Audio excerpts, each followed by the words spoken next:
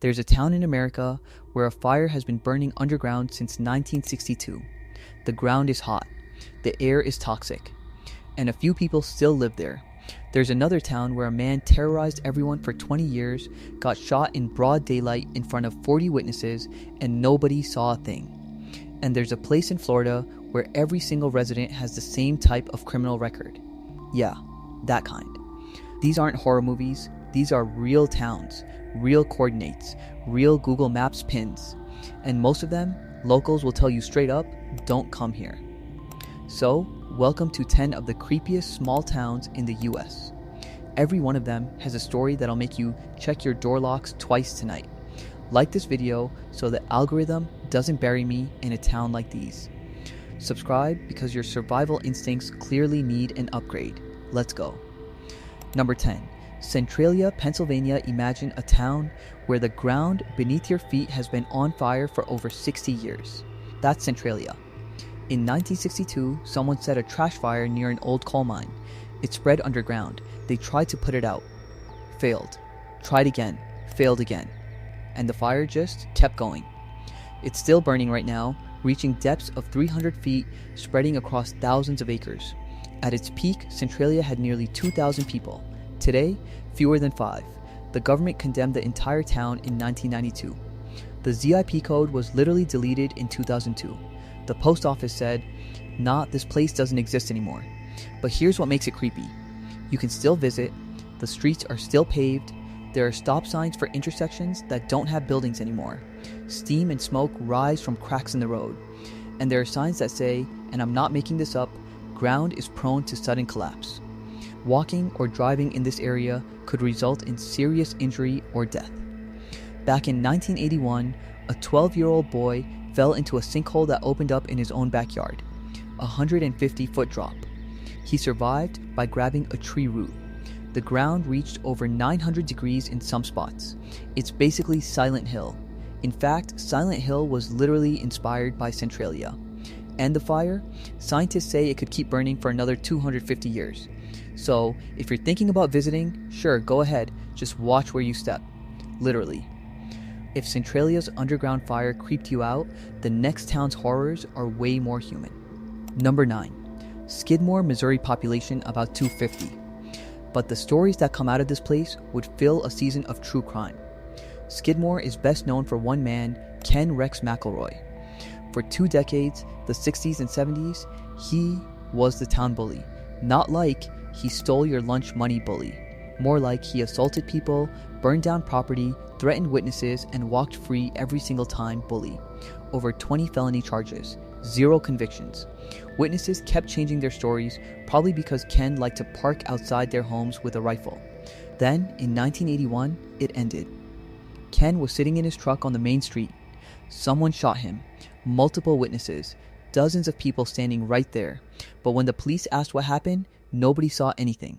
Not a single person. 40 plus people and the whole town just shrugged. Nobody was ever charged. To this day, it's unsolved.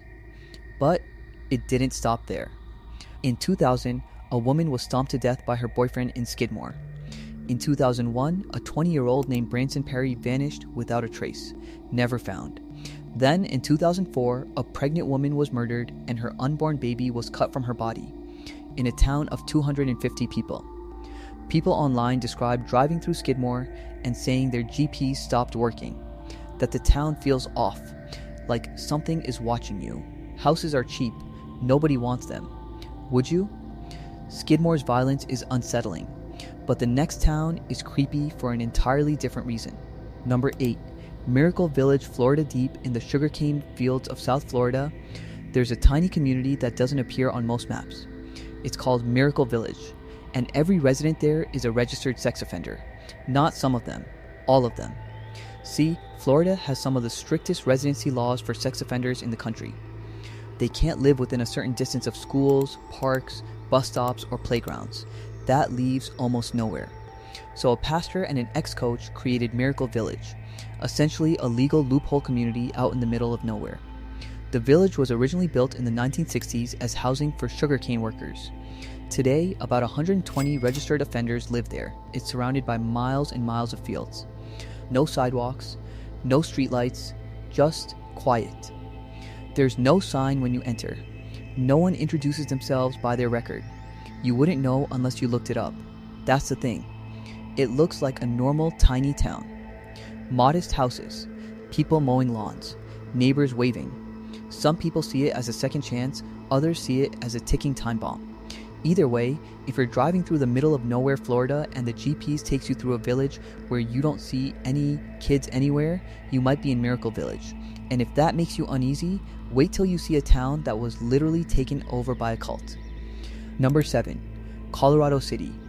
Arizona, Colorado City looks like any other small desert town. Dusty roads, big sky, modest houses. But drive through and you'll notice something weird. Several white SUVs will start following you. People stare, no one waves, and a lot of the buildings look half-built, like construction started and just stopped. That's because for decades, Colorado City was the headquarters of the Fleds, the fundamentalist Church of Jesus Christ of Latter-day Saints, led by Warren Jeffs, who's currently serving life in prison for assaulting minors. Under Jeffs, this town operated like a compound, arranged marriages including 2 underage girls, families torn apart at his command. Men would be expelled from the community and their wives and children reassigned to someone else. The local police, the courts, the schools, all controlled by the church. Even today, the town is shaking off that legacy. Some residents have left the Fleds, but others remain. The vibe is tense, insular, and deeply unwelcoming to outsiders. Travelers on Reddit describe the experience of just driving through as the creepiest thing I've ever felt. One person wrote, "It's not what you see, it's what you feel, like you're being watched by the whole town at once." Colorado City's cultish control is disturbing. The next town? It's creepy because of what's underneath it. Number 6, Thurman, West Virginia population, 5, as in 5 human beings. And no, that's not a typo. Thurman was once a booming coal mining town connected to the Chesapeake and Ohio Railway. At its peak, it had hotels, banks, saloons, and enough miners to fill a football stadium. Today, it's basically a preserved ghost town where the buildings look exactly like they did decades ago. There's one road in, one train track. That's it. No cell service, no stores, no gas stations. Just you, the crumbling storefronts, and the sound of wind moving through empty buildings. The old train depot has been converted into a visitor center, which feels almost like a joke. A visitor center for 5 residents. The rest of the town is frozen in time, not maintained, not restored, just abandoned in place. Visitors describe a feeling of being somewhere that time forgot, not in a charming way. In a something happened here and everyone just left way. If Thurman's emptiness is haunting, the next town has the opposite problem. Too many dead people. Number 5, Colma. California in Colma. The dead outnumber the living 1,000 to 1. That's not a figure of speech. Colma has about 1,500 living residents and over 1.5 million marked graves. The town exists because in the early 1900s, San Francisco decided it didn't want cemeteries taking up valuable real estate. So they evicted the dead, literally dug them up and shipped them 10 miles south to this little town. Today, Colma is a wall-to-wall necropolis. Famous residents include Wyatt Earp, Joe DiMaggio, and William Randolph Hearst, all buried here. The town motto used to be, "It's great to be alive in Colma," which is either cheerful or deeply unsettling depending on your mood. Walk around and buildings are flanked by tombstones. You'll pass 17 cemeteries before you see a grocery store. The town technically has more coffins than cars. Locals lean into it. They have a sense of humor about the whole thing. But if you're driving through at dusk and suddenly realize you're surrounded by a million graves on all sides, yeah, that hits different. Colma is dead quiet, literally. The next town though is alive and way weirder. Number 4, Clearwater, Florida. If you've ever driven through downtown Clearwater, you might have noticed something unsettling. Every building has fresh paint. Every storefront sparkles. And there's nobody outside. Nobody. That's because Clearwater is the global headquarters of the Church of Scientology. The church owns a huge portion of downtown, building after building, all immaculate, all empty looking. While neighboring towns buzz with foot traffic and tourists, Clearwater Center feels like a movie set, perfect and lifeless. Residents and visitors describe it in almost identical terms: Twilight Zone energy. Everything's too clean, too orderly, and the few people you do see seem to appear and disappear like they have somewhere very specific to be. The church has been buying properties in Clearwater since the 1970s. Today, their presence dominates the downtown area so completely that local businesses have struggled to survive alongside them. It's not dangerous, it's not violent, it's just deeply, weirdly unsettling, like walking through a city that's been scrubbed of personality. Clearwater is creepy on the surface. The next town's creepiness runs much deeper, literally underground. Number 3. Kennecott.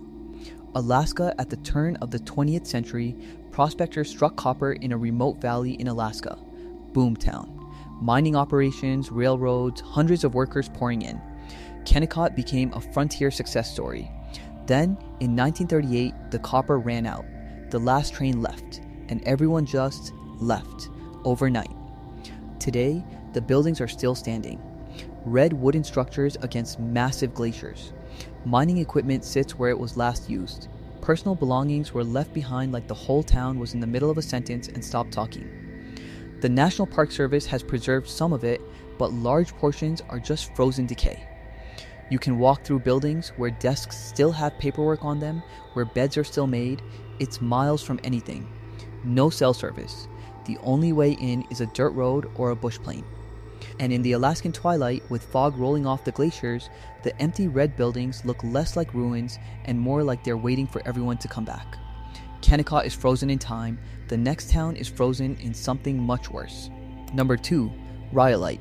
Nevada Rhyolite was a gold rush boomtown. In 1907, it had 5,000 residents, a stock exchange, an opera house, and even a red light district. 3 years later, everyone was gone. The mines dried up, banks collapsed, and Rhyolite emptied faster than it filled. Today, what's left is a desert ghost town that looks like the set of a post-apocalyptic movie. Crumbling stone walls, a bank vault standing in open air, and the famous bottle house built entirely from beer bottles by a miner who couldn't afford lumber. There's also an open-air sculpture garden of ghostly white figures that someone installed in the 1980s, adding an extra layer of what is happening here. The Amargosa Desert gets scorching hot in summer and freezing at night. There's no water, no shade, and no reason for anyone to be out here unless they're very lost or very curious. People who visit after dark report the feeling of being watched, wind whistling through the ruins, shadows that don't quite match the landscape. The desert around Rhyolite is so quiet that the silence itself becomes unsettling. And yet none of these places compare to our number 1. Number 1. Cahaba, Alabama's most famous ghost town, and it's earned that title in every possible way. Cahaba was once the state capital of Alabama from 1820 to 1826. It was a thriving southern city with grand homes, political power, and a growing population. Then the floods came, over and over. The capital moved to Tuscaloosa, and Cahaba slowly emptied. By the Civil War, it was a shadow. By the 1900s, it was nothing. Today, it's an archaeological park surrounded by thick forest and bayou. No one lives there. The ruins are partial, a column here, a brick foundation there, streets that are now trails through overgrown forest. But here's where it gets creepy. The legends. Visitors and researchers have reported seeing mysterious orbs of light floating through the old garden mazes, apparitions near the cemetery, cold spots on 90-degree days. The state's own historical commission has documented stories of paranormal activity dating back over a century. One story involves the ghost of a former slave owner's daughter, seen wandering the grounds in a white dress. Another involves lights moving between the graves that can't be explained by any natural source. Whether you believe in ghosts or not, standing in Cahaba at dusk, surrounded by crumbling ruins, thick Alabama humidity, and the sound of absolutely nothing is enough to make anyone reconsider. So there you go. 10 towns where the creepy isn't a Halloween gimmick. It's baked into the soil, the history, and sometimes the actual ground temperature. Some of these places are abandoned, some are still hanging on, and some are hiding secrets that the residents would really prefer you didn't come looking for. Which one creeped you out the most? Drop it in the comments. And if you've actually been to any of these places, I need that story immediately. Like, subscribe, and I'll see you in the next one, assuming this town doesn't swallow me first.